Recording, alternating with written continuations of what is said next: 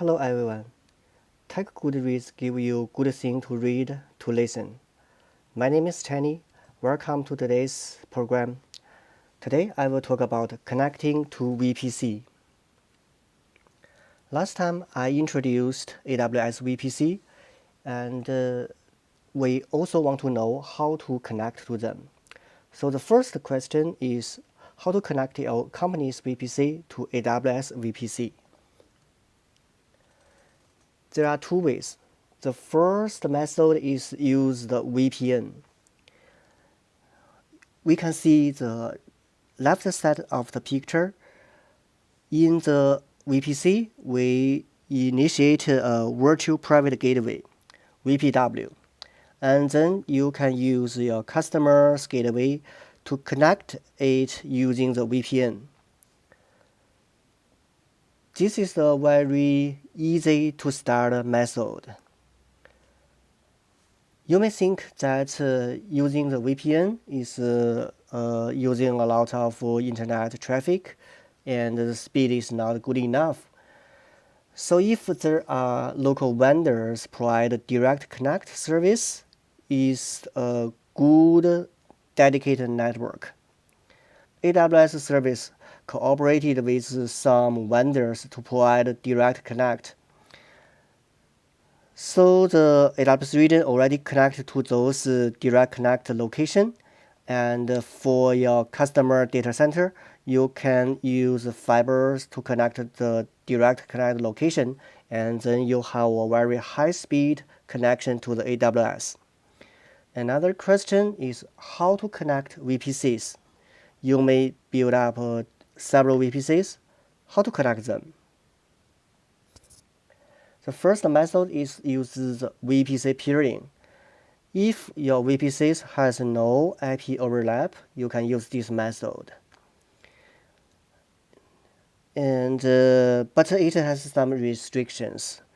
You can only use private IPs to connect them together, and using the VPC peering from one VPC, you cannot use other VPC's internet gateway.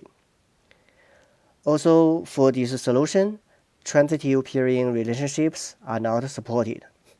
This means that if you have three VPCs, you have to use three VPC peering, and each VPC peering connect two of them.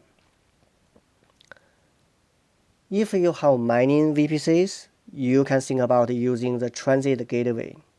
It's a hub for all traffic between your networks.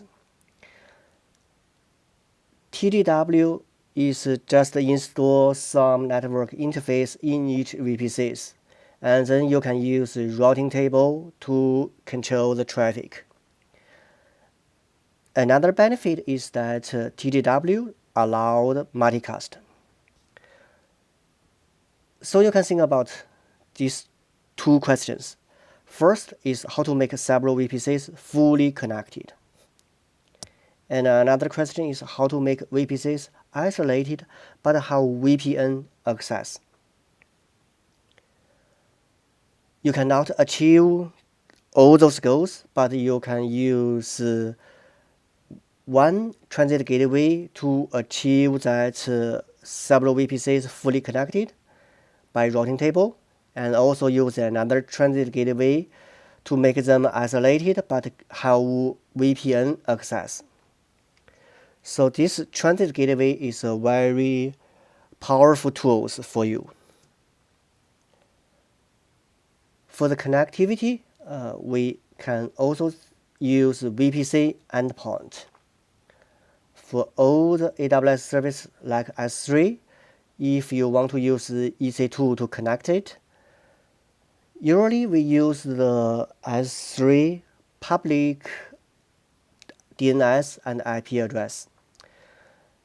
In this way, your EC2 need to go to the internet first and then access S3. This is not an ideal. We want to restrict the traffic in the AWS. So using the VPC endpoint, it enables EC2 instances to privately connect services in VPC without leaving AWS. There are two types of the VPC endpoint. One is interface endpoint. Most of the AWS services provide such methods, but there are two services use gateway endpoints. They are S3 and DynamoDB.